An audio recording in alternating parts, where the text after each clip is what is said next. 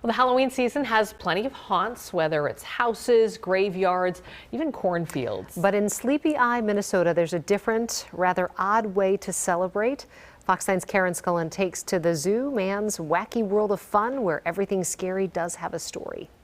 I have some candy for you. I have what you want. Crazy, creepy, and wonderfully weird.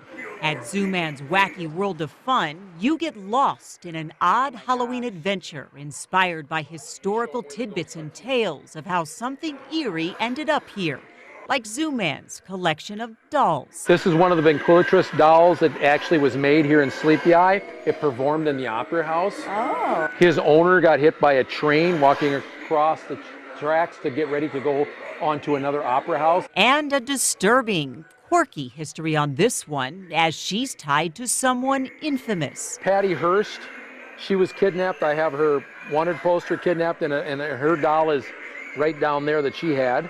What do you mean, like Patty Hearst actually had that doll? Yes, or... yes. Really? Yeah. Zoo Man has a lot of stuff. There's the crazy, gory, and creepy clowns and slinky skeletons.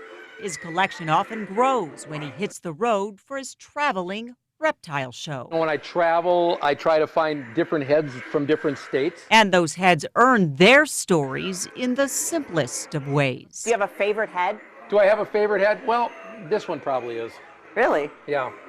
Why? I just found that one in Wichita, and it was laying on the road. But Zoo Man's favorite collection might be his coffins. The child that was buried in this coffin died in the dust storm.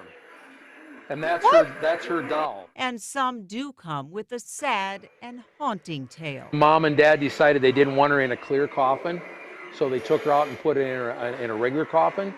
But they kept the doll, and this was in a barn from 1931, 1932, somewhere in there, until my wife bought it 7 or 8 years ago. At every turn, there's something new to see. It's Dwight D. Eisenhower's. Or ponder. Then the most ferocious one I put behind bars. These bars came from Leavenworth Prison, 1876. For real? For real. But much of this wacky world is really just spooky fun. They never trust me that I say there's never going to be anybody jumping out at you, but they don't believe me, so they always expect that. Stop! They always expect that, you know. And there are plenty of random surprises sprinkled in, like a Christmas tree or a lunchbox collection. But Zoo Man's life has been a bit random. In 3rd grade, my mom woke me up to come to see what was in the garden. There was a zebra in my garden, my mom's garden, eating her tomatoes and cucumbers. A real zebra? A real zebra. As a former teacher, Zoo Man loves to share his Halloween happiness. But when the nightmare ends and the wacky kicks in again, he'll continue to share it all in his own I put the bodies underground. very special way. This is horrible. Thank you. Thank you so much. In Sleepy Eye, Karen Scullen, Fox 9. That was the best compliment that Karen Scullen could give. Zoo Man says that he has documents, photos, and newspapers to back up all those stories. To hear the stories that you have to do the VIP tour for $10.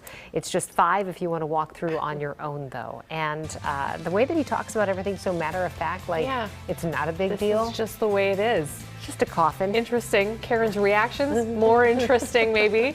Well, the